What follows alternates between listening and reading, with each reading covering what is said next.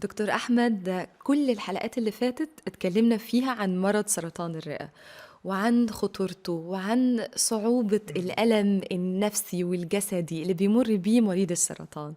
فهل من الناحية التانية الدكتور المعالج برضو بيمر بصعوبات وهو بيتعامل مع مرض بالحجم وبالخطورة دي؟ والله اولا شكرا خالص يا بسنت ان حد بيهتم بينا وبيسالنا عن حالنا. ده لازم طبعا.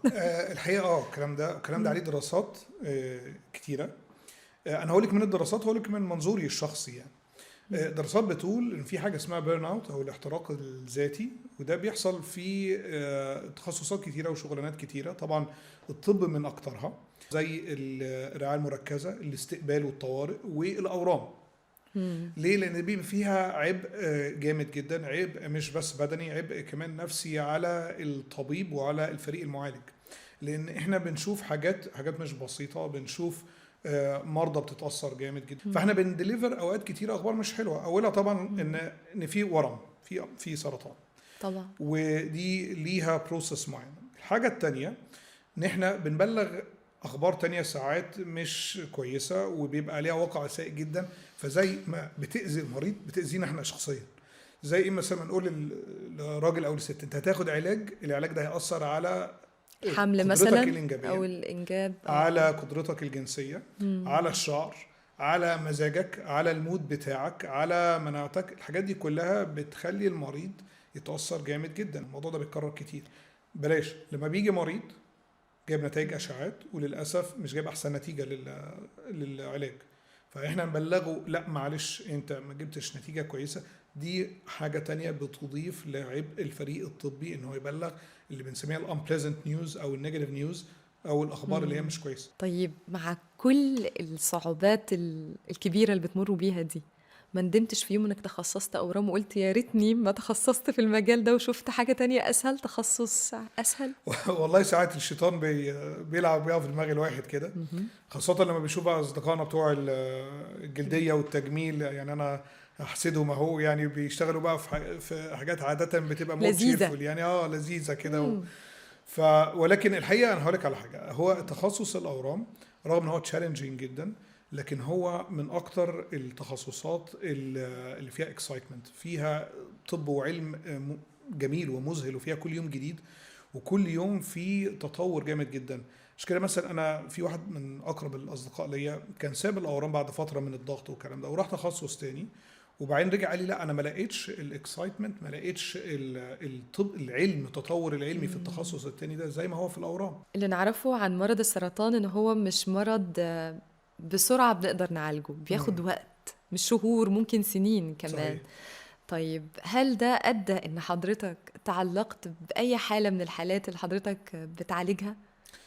والله ده سؤال حلو قوي. هو بروفيشنالي لو احنا هنتكلم بطريقه مهنيه بحته مش المفروض ده يحصل. اوكي، لكن احنا بني ادمين في الاخر واحنا مشاعر. فطبعا الواحد بيتاثر كل شويه بنموذج او بقصه بتظهر في حياته، في الشغل، في العياده او في المستشفى. بنتاثر بالموضوع بالذات. وده لسه كنت بتكلم مع احد مم. المساعدين معايا قريب، دكتوره زميله اصغر مني، جايه بتقول لي المريضه دي قدي ودي ولادها قد ولادي. يا فقلت لها حطت نفسها مكانها بالظبط، قلت لها ما تفكريش يعني. بالطريقه دي. لو فكرتي بالطريقه دي احنا هنتعب قوي. بس انت ما بتقدريش تمنعي نفسك من التفكير دون بالصوره دي غصب عنك. فاحنا طول الوقت بنشوف، خاصه لو اللي قاعد قدامك ده قصته قريبه من قصتك او السن قريب من السن، الظروف قريبه من الظروف، فبيحصل كده، وبيحصل تعلق بالمريض بالذات بتتأثر طبعا. وبتتعلق. بالذات طب إيه طبعا أكتر لو قصة اتعلقت كتير، بيها؟ والله كتير، بس هو اكتر الناس بتاثر فينا جامد بيبقى لما بيكون مريض شاب في مقتبل الحياة أو مريضة شابة في مقتبل الحياة، عندها أسرة صغيرة، عندها التزامات، بتروح شغل، بتدرس، عايزة توفي حق بيتها وجوزها أو حق أولاده. فدي بتبقى قصص بتبقى صعبة شوية وبتبقى مؤثرة كتير. مم. في عندي سيدة كانت كبيرة في السن، جت بورم مرحلة رابعة، آه. وكانت بتيجي مع جوزها، كان فيري هيلثي وكان بيعمل رياضة وكان بينزل يروح النادي يتمشى حوالين التراك كل يوم وكده. ودخلت هي كانت مكتئبة جدا ومضايقة جدا وزعلانة جدا طبعا، قلنا لها مم. في ورم كانسر مم. وده مرحلة رابعة. فضاقت جدا، ودي قلت لها لازم يكون عندنا امل وناخد علاج ونشوف وربنا يسهل، وكانت زعلانه جدا. الكلام ده كان من 2.5 سنين. هي جايبه نتيجه ممتازه، تقريبا ما فيش الله. اثار الاورام خالص مم. عندها، وجوزها جاله كورونا ومات بعد 5 ايام. اوكي. يا الله. فدايما أنا بقوله يعني لاي مريض بتدخل، بقول لها ما تعرفيش احنا هنبقى فين الاسبوع الجاي، او احنا هنبقى فين كمان اسبوعين او كمان شهر. وبضرب النموذج ده لان واحده كنا يعني مش متوقعين خالص انها تيجي دي، وجوزها اللي بيجي معاها وبيجيبها هو في احسن حاله وفي احسن صحه، سبحان الله. هو مش معانا دلوقتي وهي معانا. في برضو قصه تانية بس انت احكيها لك، لان هي دي يعني عمري ما هنساها. برضو سيدة جميلة جدا، كان عندها ورم شرس من مرحلة برضو متقدمة جدا، لدرجة احنا ما كناش عارفين هي تستحمل علاج ولا لا، لأن علاجه شرس وهي مش صغيرة في السن. وقعدنا معاها اتكلمنا معاها وقالت يعني انا معاكم، وانا اي تراست الميديكال تيم، وانا سيبه على ربنا واعملوا شايفينه صح. ابتدينا علاج، الكلام ده كان من 4 سنين، وخافت من الورم ده. وبعد سنة واحنا بنتابع جالها ورم نوع تاني خالص، يا الله. كانسر من نوع تاني خالص. ده بيحصل ساعات بنشوفه. فقلنا لها معلش في اخبار مش حلوه، انت جالك كانسر بس مش رد الكانسر بتاعك، انت خفيتي من الكانسر القديم، ده جالك كانسر كانسر نوع نوع تاني تاني بقى. خالص. فطيب ماشي اوكي، يعني خلينا نمشي المشوار ده مع بعض. مشينا المشوار ده وخفت من الكانسر التاني. جت من 7 شهور عندها نزيف من القولون، وعملنا فحوصات لان عندها ورم قولون، ورم تالت خالص، يا نوع تالت الله. خالص. يا الله. فقلنا لها معلش انت كذا كذا كذا. قالت لا انا معاكو، انا مفيش مشكله خالص. يعني كل ده بتتقبله جدا جدا بصبر جدا وبعزيمة، مش بتيأس، يعني مش جدا. خلاص أنا خدت جالي العلاج، أولاني وتاني فخلاص بقى، لا أنا سابت الامور كلها على ربنا وماشيه يعني دي تقول الحمد جميلة لله. فعلا، سيدة جميلة عملت جدا. جراحه استئصالت الورم الحمد لله، كانت كويسه زي مم. الفل.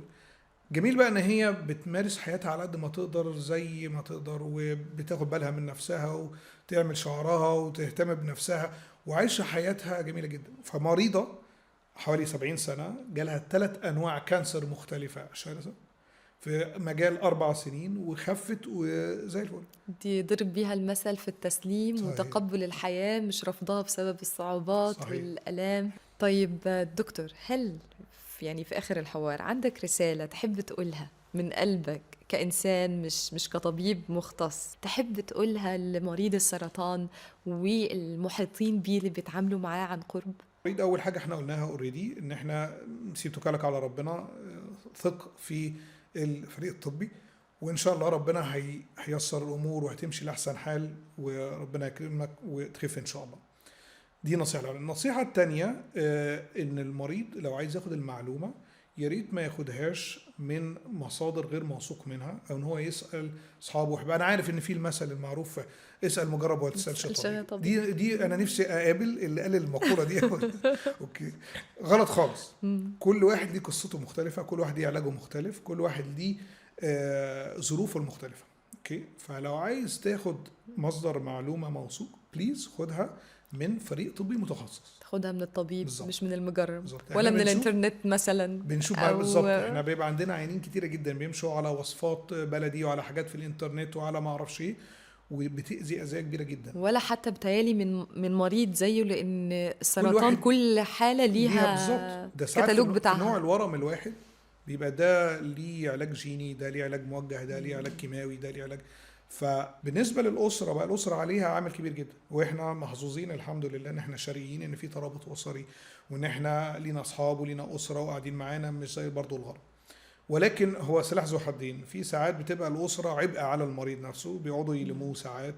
انت شفت بقى ان انت اهملت في نفسك، شفت ان انت مش عارفه عملتش ايه، شفت مش قلنا لك تخس شويه، مش قلنا لك تبطل سجاير، مش خلاص يعني خلاص اللي حصل يعني هيفيد في ايه اللوم دلوقتي ولا اي حاجه. ثانيا في اوقات كتيره جدا بيجي مرافق المريض بيحجر على حريه المريض في المعرفه.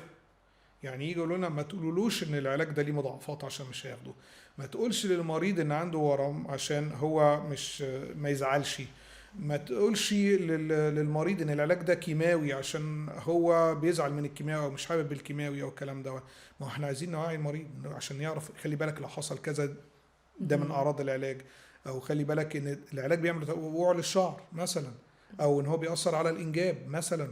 فاحنا لازم يبقى في يتقال له بشكل ممهد احسن من بالظبط ان هو بالظبط يتصدم بالامر الواقع وبقى مش فاهم ده ايه بالظبط. وايه اللي حصل ده. وبيعرفوا بطريقه غلط ساعات المريض، مم. وبيسمعها كلمه عابره وبيبقى البرسبشن مم. غلط خالص، وبتؤدي لنتيجه عكسيه. فدي النصيحه اللي فعلا انا عايز اوصلها لقرايب المرضى ومرافقين المرضى. يعني بشكر حضرتك جدا جدا. يعني في كل اللقاءات اللي فاتت كنا بنتكلم عن المرض وعلاقته بالمريض. لأول مرة بنعرف وبنفهم المرض وعلاقته بالطبيب المعالج وشخصية الطبيب. شكرا لحضرتك ميرسي يا جدا، وسام، ميرسي يعني ليكي. شكرا جزيلا. الله يخليك.